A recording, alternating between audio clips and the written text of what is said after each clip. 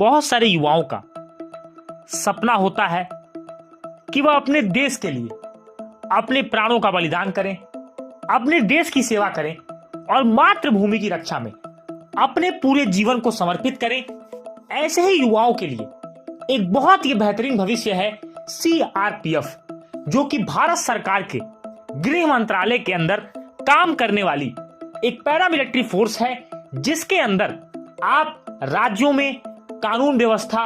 नक्सल area में कानून व्यवस्था की रखवाली करने के लिए, रक्षा और सुरक्षा करने के लिए सीआरपीएफ जैसी बेहतरीन पैरामिलिट्री फोर्स को ज्वाइन करना एक युवा के लिए सपने सच होने जैसा है। और आज हम बात करेंगे 10वीं के बाद किस तरीके से सीआरपीएफ जैसी अच्छी पैरामिलिट्री फोर्स को, एक ऐसे बल को ज्वाइन करें जहां पर आपको देश सेवा करने का पूरा मौका मिलता है। आज के इस वीडियो में हम जानने वाले हैं कि अगर आप क्लास 10th पास्ड हैं और आपकी उम्र सीमा 18 साल से लेकर के 23 साल के बीच में आप आते हैं, तो किस तरीके से आप केंद्रीय रिजर्व पुलिस फोर्स, जो कि भारत सरकार की एक पैरामिलिट्री फोर्स है, इसको कैसे आप ज्वाइन कर सकते हैं। अगर मैं क्लास 10th की बात करूं तो क्लास 10th में जो आपकी रिक्रूटमेंट होती है वो कांस्टेबल जीडी के पद पर होती है, जिसमें मिनिमम क्वालिफिकेशन होनी चाहिए कि आप क्लास 10th पास होने चाहिए विथ नो परसेंटेज बार। अगर आप 10वीं की पास हैं तो आप इस एग्जाम को दे सकते हैं, इस परीक्षा में बैठ सकते हैं और आपकी उम्र सीमा कम से कम 18 साल होनी चाहिए, तब आप इस परीक्षा को दे सकते हैं। बात करेंगे इस एसएससी जीडी की रिक्रूटमेंट की, तो मैं बात करूं स्टाफ सिलेक्शन कमीशन यह एग्जाम करवाता है, जिसके लिए आपको 3 चरणों में परीक्षा देनी होती है। पहला जो स्टेज होता है उसे हम कहते हैं written examination, computer based test यानी सीबीटी जो आपको देना होगा। इसके अंदर आपके 4 सब्जेक्ट से क्वेश्चन आपसे पूछे जाएंगे: general intelligence and reasoning, general knowledge and general awareness, elementary mathematics, English या हिंदी में से आप कौन सा लैंग्वेज चूज करेंगे या आप अपने पेपर में जाकर के डिसाइड करेंगे, और दोनों में से एक लैंग्वेज का पेपर आप यहां पर देंगे। और नंबर ऑफ क्वेश्चंस की बात करें तो आपको हर सब्जेक्ट में, चारों ही सब्जेक्ट में 20-20 क्वेश्चंस आपको मिलेंगे, जिनमें आपको 60 मिनट्स का टाइम दिया जाएगा, यानी कि 80 क्वेश्चंस आपको 60 मिनट्स में सॉल्व करने होंगे। और आपका जो टोटल रिटन एग्जामिनेशन होगा वो 160 मार्क्स का होने वाला है, जिसके अंदर आपको एक सही आंसर देने पर +2 मार्क्स मिलेंगे और एक क्वेश्चन को गलत करने पर आपको -0.50 मार्क्स यहां पर आपके काटे जाएंगे। इसके बाद एप्लीकेशन फीस की बात करें तो आपको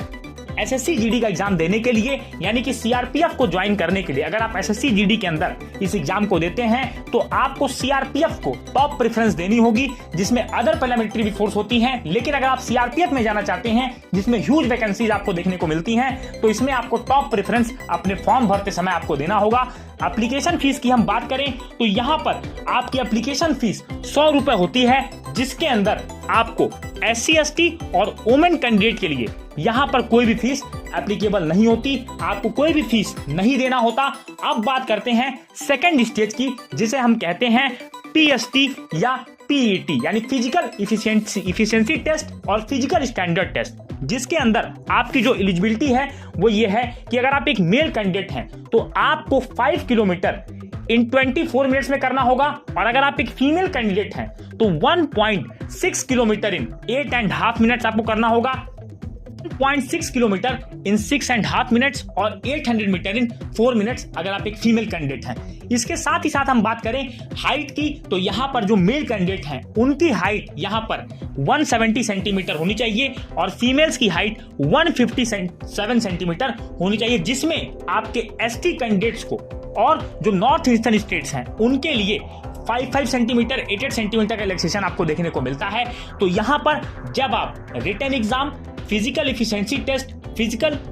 स्टैंडर्ड टेस्ट को पास कर लेंगे, फिर आपका मेडिकल एग्जामिनेशन होगा और आप एज अ कांस्टेबल जीडी यहाँ पर आप रिक्रूट होंगे सीआरपीएफ जैसी पैरामिलिट्री फोर्स पे। तो यहाँ पर आपके लिए ये 10th के पास सबसे अच्छी अपॉर्चुनिटी आपको देखने को मिलती है। और अगर मैं बात करूं एज लिमिट की, तो आपकी उम्र सीमा 18 से लेकर के 23 साल के बीच में होनी चाहिए, जहां पर ओबीसी को 3 साल का रिलैक्सेशन, SC/ST को 5 साल का रिलैक्सेशन और एक्स सर्विसमैन के लिए